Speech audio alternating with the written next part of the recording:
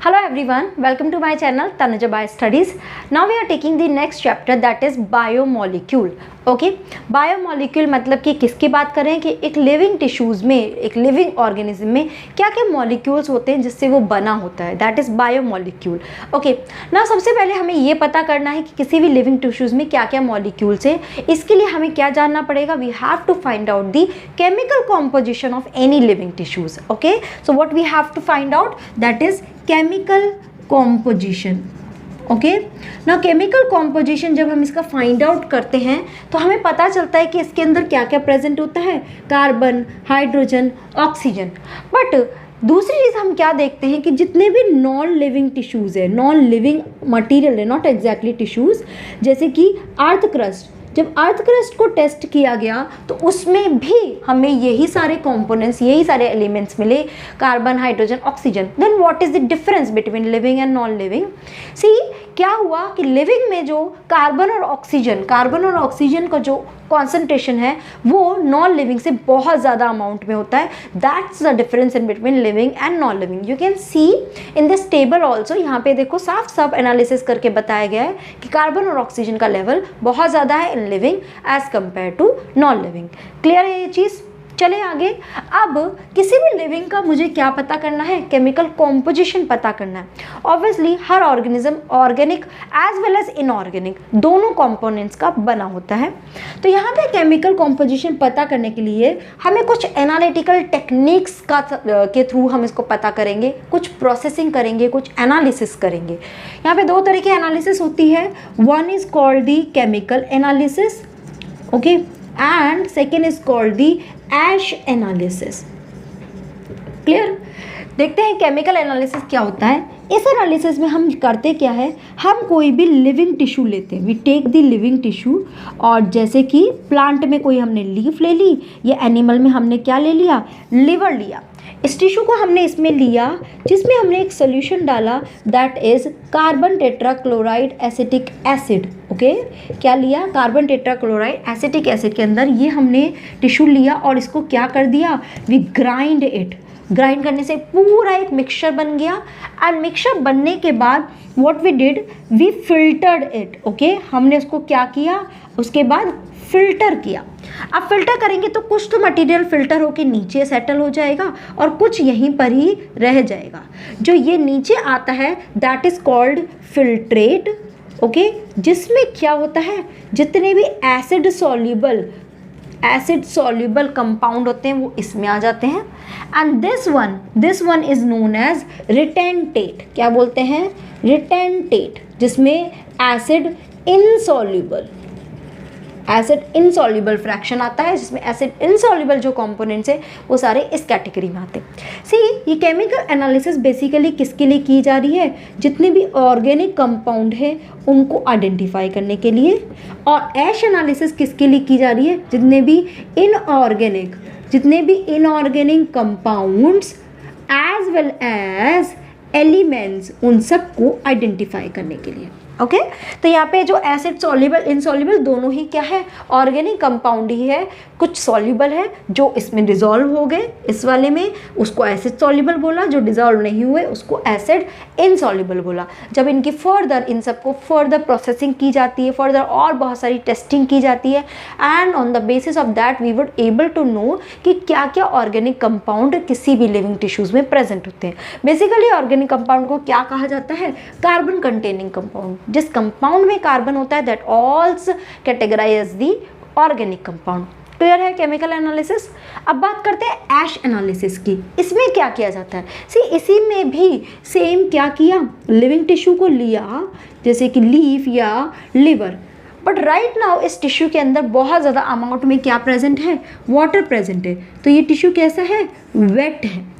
इस टिश्यू को क्या किया जाता है, ड्राई किया जाता है. ओके, ड्राई करने से क्या होगा, जितना भी वाटर होगा वो क्या हो जाएगा, रिमूव हो जाएगा in the form of water vapour, वो निकल जाएगा. अब सिर्फ और सिर्फ टिश्यू का वेट है. अब इस ड्राई टिश्यू को क्या किया, बर्न किया. Okay, we burn it out. जब हम इसकी बर्निंग करते हैं तो इसमें जितने भी ऑर्गेनिक कंपाउंड है, ठीक है, जितने भी ऑर्गेनिक कंपाउंड है, एंड ऑर्गेनिक कंपाउंड में क्या प्रेजेंट होता है, आई टोल्ड यू कार्बन प्रेजेंट होता है।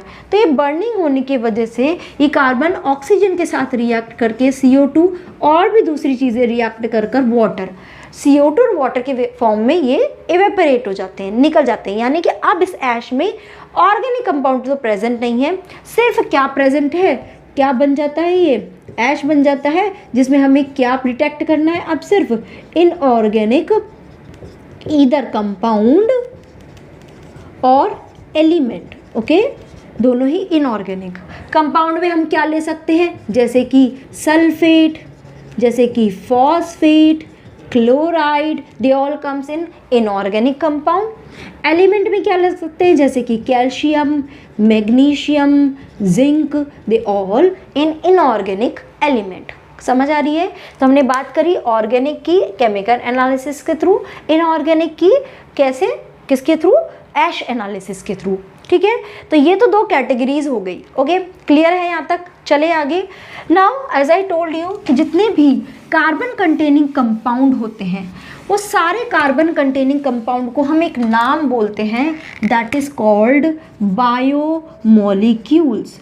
इसको हम क्या बोलते हैं, बायोमोलिक्यूल्स। जितने भी कार्बन कंटेनिंग कंपाउंड है उनको हम क्या बोलते हैं, बायोमोलिक्यूल्स। ये बायोमोलिक्यूल्स दो कैटेगरीज में, यहाँ लिख देती हूँ, कार्बन कंटेनिंग, ओके, दो कैटेगरीज में डिवाइड करते हैं, माइक्रोमोलिक्यूल एंड मैक्रोमोलिक्यूल। ओके, चलो बात करते हैं इनको कैसे कैटेगराइज किया। The molecule which has less than 1000 dalton weight, okay, जिसका वेट 1000 डाल्टन से कम होता है वो माइक्रो में आते हैं, और जिसका वेट 1000 डाल्टन से ज़्यादा होता है वो किस में आते हैं, मैक्रो में आते हैं। जैसे कि फॉर एग्जाम्पल माइक्रो में अगर बात करी जाए तो जैसे कि for example amino acid, sugar, nucleotides, they all comes in this category. और यही मिलकर क्या बनाते हैं, मैक्रोमोलिक्यूल बनाते हैं। लाइक अमीनो एसिड से क्या बन गया, प्रोटीन बना, शुगर से पॉलीसेकेराइड्स बन गए, ओके, फिर न्यूक्लियोटाइड से क्या बन गया, न्यूक्लिक एसिड बन गया। ओके, चलो अब हमने बात करी माइक्रो और मैक्रो। अब हमें बेसिकली, क्योंकि हम बात क्या कर रहे हैं अभी, सिर्फ और सिर्फ ऑर्गेनिक कंपाउंड की, तो आई टोल्ड यू कि हमें दो फ्रैक्शन मिलता है, हमें दो फ्रैक्शन मिलता है। एक होता है एसिड सॉल्यूबल और एक फ्रैक्शन होता है एसिड इनसॉल्यूबल। ठीक है, दो फ्रैक्शन मिले, acid soluble and acid insoluble. अगर एसिड सॉल्यूबल की बात करें, एसिड सॉल्यूबल फ्रैक्शन की बात करें, तो इसमें ऑर्गेनिक कंपाउंड तो यही सारे आ गए जो ये वाले हैं, अमीनो एसिड, शुगर, न्यूक्लियोटाइड। और इनऑर्गेनिक कंपाउंड में क्या आ गया, लाइक सल्फेट, लाइक फॉस्फेट। ये भी कैसे होते हैं, एसिड सॉल्युबल होते हैं। ओके, एसिड इनसॉल्युबल कैटेगरी में क्या आ गए, जितने भी मैक्रोमोलिक्यूल है they all comes under this one. तो एग्जाम्पल क्या आ जाएगा, like protein, polysaccharides, nucleic acid, ये तीनों आ गए। बट इसी के साथ एक और एग्जाम्पल भी आता है, that is lipids. Okay, lipids की प्रॉब्लम क्या है, एक्चुअली ये है तो micromolecule, it is micromolecule, but जब हम इसे सेपरेट आउट करते हैं तो ये हमें एसिड इनसॉल्युबल जो फ्रैक्शन है उसमें मिलता है। ऐसा क्यों है, क्यों मिलता है ऐसा, क्योंकि लिपिड कहाँ प्रेजेंट होता है, मेम्ब्रेन के अंदर प्रेजेंट होता है। यू नो ना, मेम्ब्रेन की स्ट्रक्चर इज लिपिड बाइलेयर, तो मेम्ब्रेन के अंदर प्रेजेंट होता है। जब हम इसको एनालिसिस, जब इसका फ्रैक्शन निकाल रहे होते हैं तो ये मेम्ब्रेन क्या होती है, छोटे छोटे पीसेज में डिवाइड हो जाती है, and these membrane are acid insoluble. ये क्या करती है, ये मेम्ब्रेन वाटर या एसिड इनसॉल्युबल होती हैं, इसमें डिसॉल्व नहीं होती है, एंड बिकॉज ऑफ दिस ये जो लिपिड है ये हमारा एसिड इनसॉल्युबल फ्रैक्शन में आइसोलेट होता है, दो इट इज़ अ माइक्रोमोलिक्यूल। याद रखना, एसिड सॉल्युबल फ्रैक्शन माइक्रोमोलिक्यूल होते हैं, एसिड इनसॉल्युबल फ्रैक्शन मैक्रोमोलिक्यूल होते हैं। बट लिपिड यहाँ पे एक अलग कैटेगरी है जो है तो माइक्रो, बट आइसोलेट किस में हो रहा है, एसिड इनसॉल्युबल फ्रैक्शन में आइसोलेट हो रहा है।